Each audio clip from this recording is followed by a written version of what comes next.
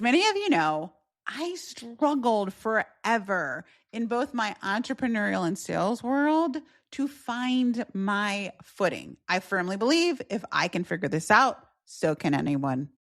Listen, everything, and I literally mean everything, changed in terms of speed and outcome when I learned this one thing that makes the whole thing work. And it's not technique. That's what we're going to talk about today.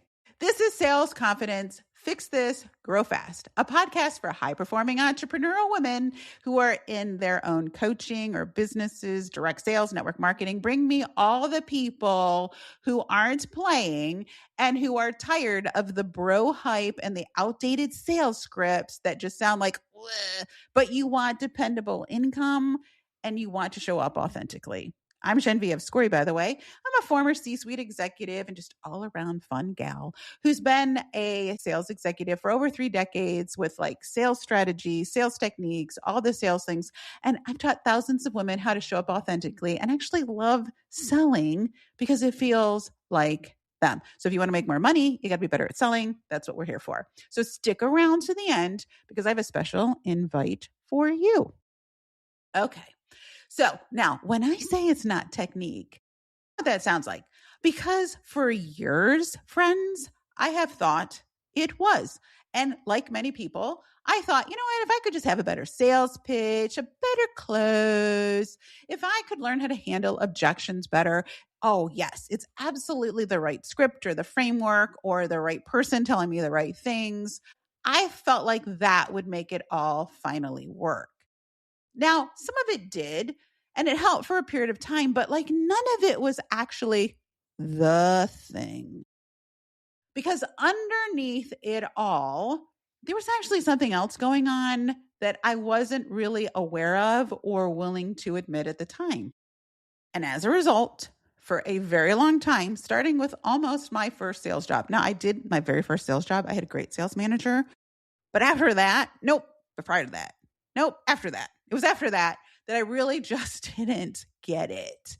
Like I was like waiting for my sales manager to teach me how to do better. I wanted someone to show me more appreciation for what I was calling effort. And there were so many conversations at the water cooler about how we weren't being paid fairly and how we should be paid more.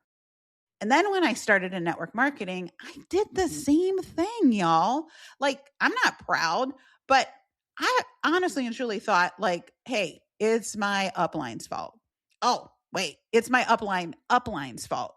No, wait, it's the company's fault. Sometimes it was all of their fault. Maybe it was because they hadn't launched anything new or they didn't launch what the other companies that seemed to be moving fast were doing, or they hadn't changed the comp plan or the technology didn't work.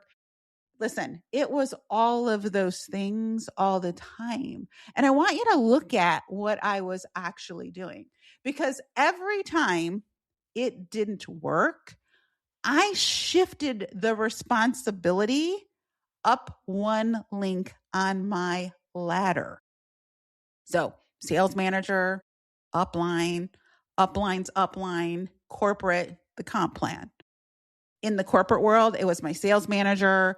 It was the district manager. It was the VP. It was the executives. It was the company.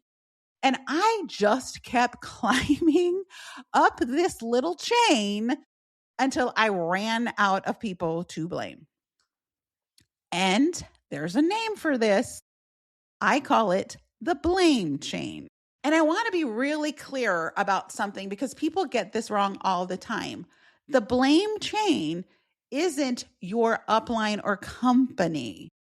The blame chain is your internal belief that somebody or something above you or outside of you is responsible for your outcome. Dun, dun, dun. There, I said it. What no one else is willing to say to you. Why? Because I have no agenda. I'm not here to hype you. I remember thinking, if I could just connect in my network marketing business, I remember thinking, if I could just connect with that one woman at the top.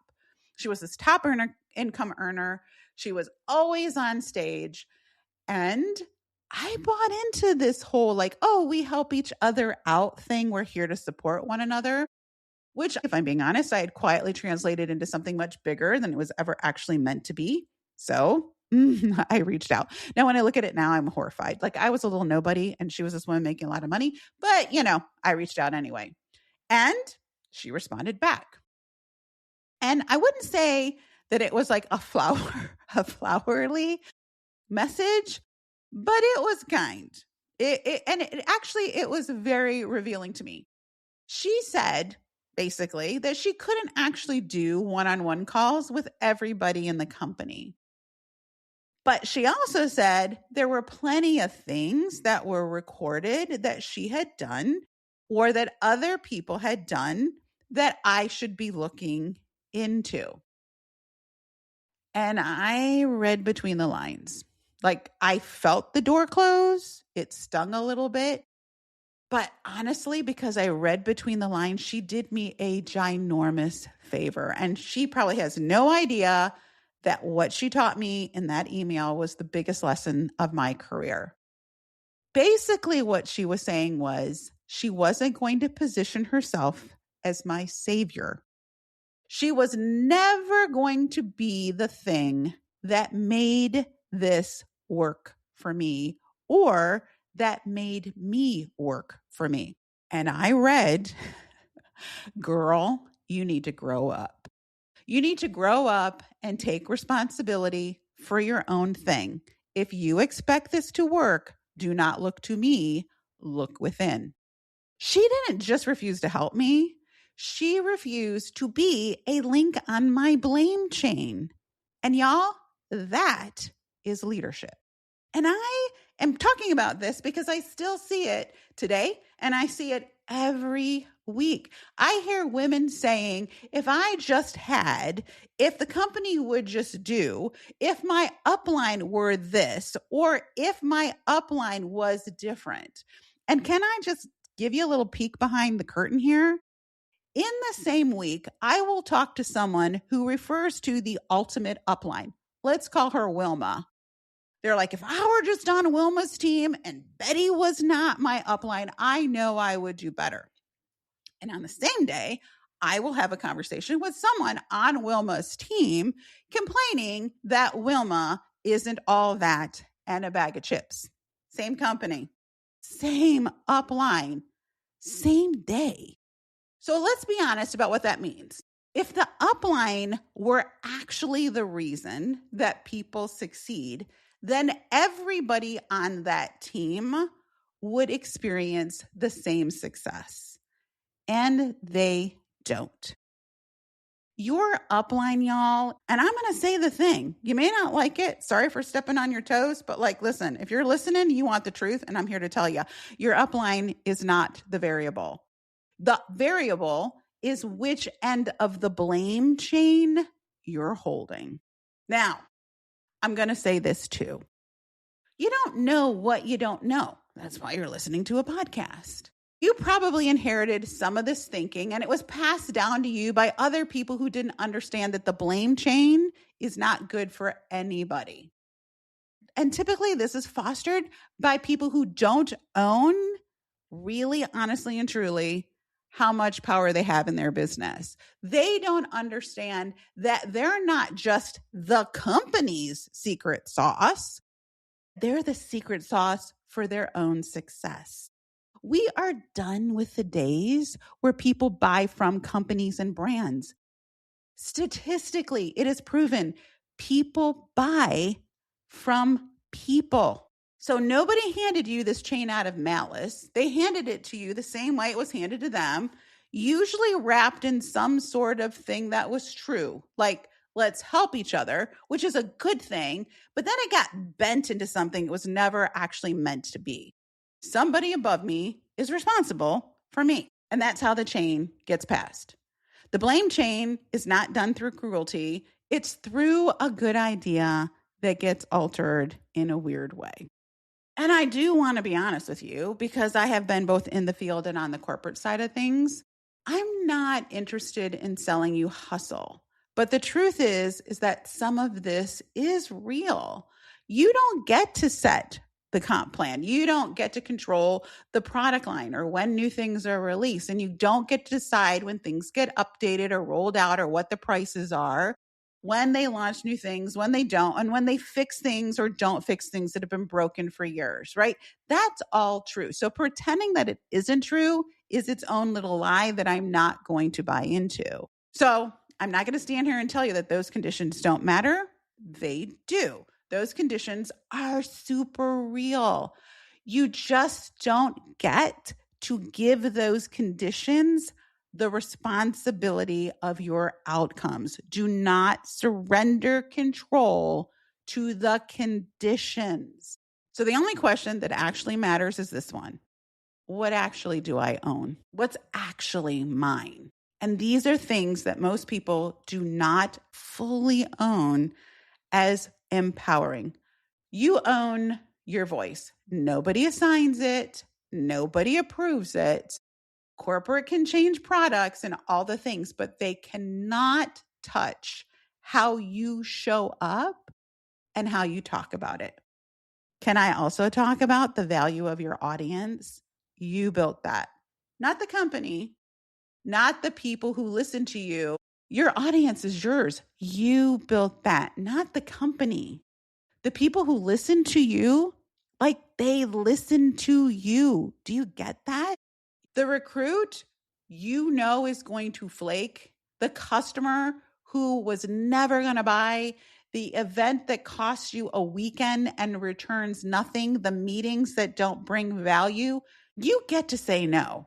And your no is a strategy. It's not failure. And your conviction is yours. And your conviction is very powerful. Whether you say the thing or not, whether you say the thing out loud or you shrink so nobody thinks you're salesy, that's not corporate. And your conviction is yours. And that matters more than you can possibly know. That's not corporate's call. That's not your uplines. You own that. That is yours. I want to share a little story here about conviction. So I've been going to exercise classes lately, and I will tell you, I love exercise classes because I love to follow someone that is going to push me a little, because when I'm left to my own devices, I will find reasons to not finish my sets or to not hit or to not lift heavy enough. There are several different instructors that teach several different classes. And the first time I took this class from this one woman, it was so incredibly boring. I couldn't even stand it. She talked just like this. Okay, everybody, now we're going to do this. She would stand there for 2 minutes and explain every exercise before we actually got into it. The lights were there. The music was there. And this woman would not even lift weights to the beat, which just in case you don't know, is a problem for people of color. Let's stay on the beat. But like literally the whole entire time when I first started training with her, I was like, oh, I don't know if I can keep doing her class. But then what occurred to me and what did finally seep through to me was her conviction. She legitimately cared. You could see she cared. You could see she was trying. You could see that she was dedicated to my success. Her conviction, she owned, and it changed everything for me and my experience. And now I love going to her class. It's not the hypey girls class that I also like, but it just goes to show conviction more than personality is what draws people in. So no, you don't control the system, but you do control who you are inside of the system. That's the whole thing. That's what nobody told me for years. And I finally realized that whenever things went well for me, it was because I believed in my ability to do the thing. Now, I want to be completely honest. Sometimes I did it very poorly. Sometimes I did it embarrassingly. Sometimes, I'm not going to lie, I did it selfishly. It doesn't matter, because what happens is when you believe you don't need permission, when you believe you're allowed, you act badly, awkwardly, imperfectly until something shifts. And then it feels better. And when it feels better, guess what? You're going to do it more. And doing it more is what everybody calls consistency. Do you know that consistency isn't the cause?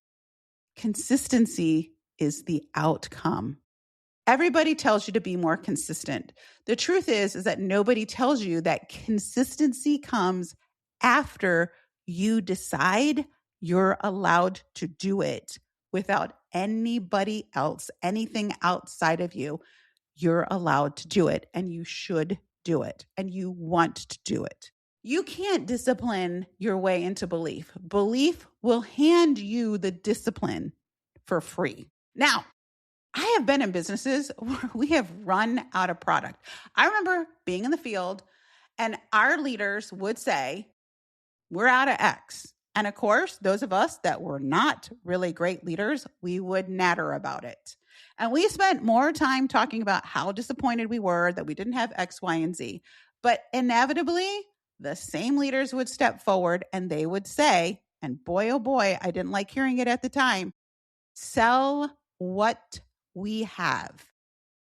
Sell what we have. So when we wanted a better skincare line, the line that this other company was running, we wanted better technology in our skincare, we got the same advice. Sell what you have. Because you can't sell what you are wishing for. You can only sell what you have. And I want you to sit with that for a second, because it's not just about product. It can also be the upline you wish you had, the comp plan you wish they'd fix, the launch that you're waiting on, the version of the business that looks so much better if only, or the days gone by. You can't sell anything that doesn't currently exist. So, oh my gosh, I could shake every salesperson to get stuck in this. Sell what you have. And by the way, what you have is you. So a lot of people think they're behind. And the truth is they're just stuck waiting. You're stuck waiting for a signal that honestly is never going to come. No one is going to hand you a signal, not because they're withholding it, because it's actually not theirs to give you. It's always you. You are the signal. You don't need a signal outside of yourself. You are already allowed to show up, and you are already allowed to be you. And one more thing, because this matters for the women coming up behind you, the chain ends with whoever decides to stop passing it down. And that can be you. That's what a leader actually is. A leader influences, a leader provides perspective, and a leader goes first. So when we didn't have product, guess who was selling? The leaders were. When the systems were down, guess who was showing up? The leaders were. When the other company, and we all have other companies, guess who doubled down on what we had going on? The leaders did. And it wasn't just telling us, they were showing us. There's a time in every business. And typically, when I consult with high performers, we are always talking about systems and structures and all that kind of good stuff. And I will very often say, you need to focus on different things. But when there's something standing in the way that provides the leader to show up differently, it's these moments. It's these moments when people are waiting, where you are like, wait if you want, I'm not. And you go out there and you do the thing, even though you don't have to. Even though in your head, you're like, I don't make as much money doing this anymore. You do it anyway because you are breaking the chain. And also, I'm going to say it while I'm here. Leaders don't let other people make them the savior of their business. I see this all the time. Oh, if I could just be in your group. Oh, if you could just let me on this. Oh, if you, and I'm like, listen, Linda, grow up. You want this? You got to be okay with understanding you are your secret sauce. So here's the invite I promised you. I want you inside the Network Marketing Confidence Studio. When you join, I get on a free one-on-one call with you. That's a $297 consultation, and it's yours because I want to look at your actual business, not the generic version of it. I want to look at your business, and I want to get inside of what you're experiencing and help you turn things around. And the first 7 days are free. So there's nothing here to trap you. And beyond, every month, you can cancel at any time. I don't recommend it, but you can. You are not locked into anything. And after your first 7 days, it's $33 a month, which honestly, what? Come on. That's not a cost that's going to stop anyone who's a real leader in the business because you already have an audience, you already have a voice, you already have an offer that you can position today. You have just been waiting for someone to say it's okay to go. So here it is. Start your engines. Let's go. I'm Genevieve Scory. This is the Sales Confidence Fix Us Grow Fast podcast. Go fix your thing.